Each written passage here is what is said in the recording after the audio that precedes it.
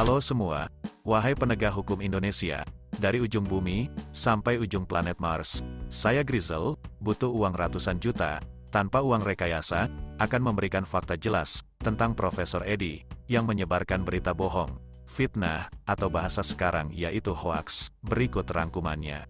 Pertama, Profesor Edi pernah mengatakan, jika Jessica pernah datang 3 hari sebelumnya ke Olivier, padahal nyatanya, pernyataan tersebut tidak terbukti, alias hoaks, alias fitnah, dan Profesor Edi langsung klarifikasi.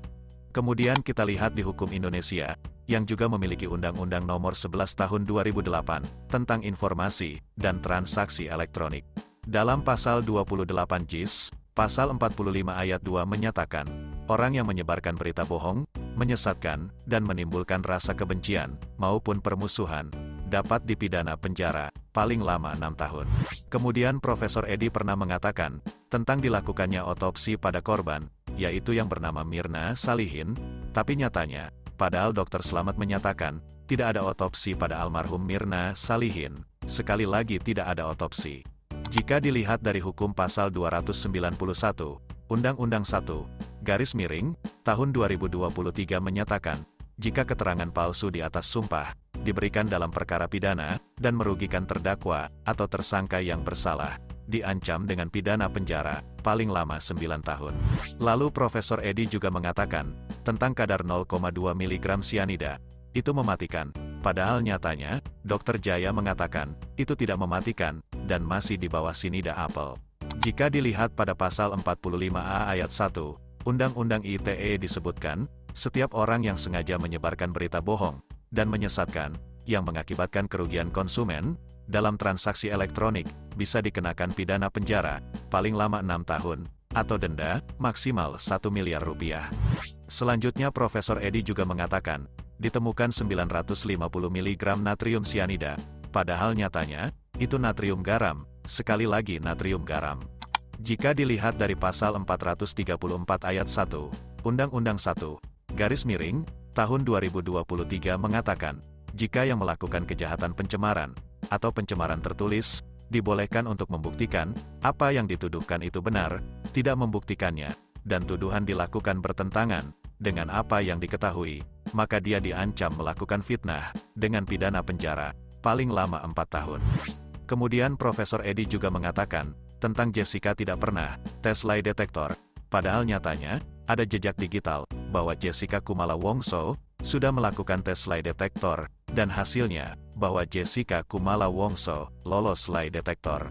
Jika dilihat dari acuan hukum, dari tuduhan yang dilakukan tanpa bukti, adalah terdapat pada pasal 311, ayat 1, Kitab Undang-Undang Hukum Pidana, atau disingkat KUHP, terdapat poin pada pasal ini, adalah tentang ancaman penjara selama 4 tahun, bagi Anda yang menista secara lisan, atau tulisan.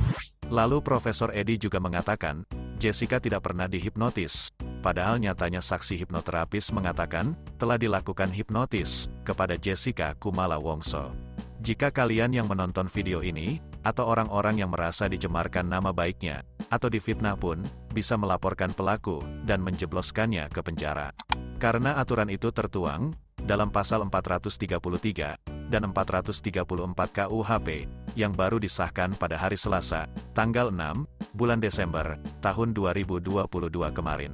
Selanjutnya Profesor Edi juga pernah mengatakan, jika CCTV tidak bisa direkayasa, padahal nyatanya, CCTV sudah tidak orisinil, atau disimpan di flash disk. Kami berikan contoh, tentang CCTV bisa direkayasa, adalah ketika kasus Sambo. Jika kita lihat dalam pasal 278, draft RKUHP, berisi 3 ayat, yang mengatur hukuman pidana, bagi setiap orang, yang menyesatkan proses peradilan, dengan pidana penjara, paling lama 6 tahun, atau pidana denda, paling banyak kategori 5. Kemudian yang terakhir Profesor Edi juga mengatakan, jika Jessica kerja di gudang farmasi, padahal nyatanya, dia bekerja di perusahaan ambulans. Pasal di atas bisa dilakukan, jika Anda warga biasa, tapi jika Anda orang yang punya uang, jabatan, dan gelar, hukum Indonesia mana mempan. Salah satu penyebab lemahnya, penegakan hukum di Indonesia adalah, kualitas para penegak hukum, dan masih rendahnya moralitas, mengakibatkan profesionalisme kurang, dan terjadi ketidakmauan, pada penegak hukum itu sendiri. Nah, itulah kebohongan atau hoaks yang dilontarkan oleh orang yang bernama Profesor Edi. Kalau kita tidak bisa merubahnya sekarang, sampai kapan hukum Indonesia seperti ini? Ada uang, ada keadilan, tumpul ke atas tajam ke bawah, dan manipulasi kasus, buat kepentingan jabatan perorangan atau kelompok. Saya pengisi suara channel ini, dan redaksi yang bertugas. Sampai jumpa di video selanjutnya. Salam dari Hukum Internasional.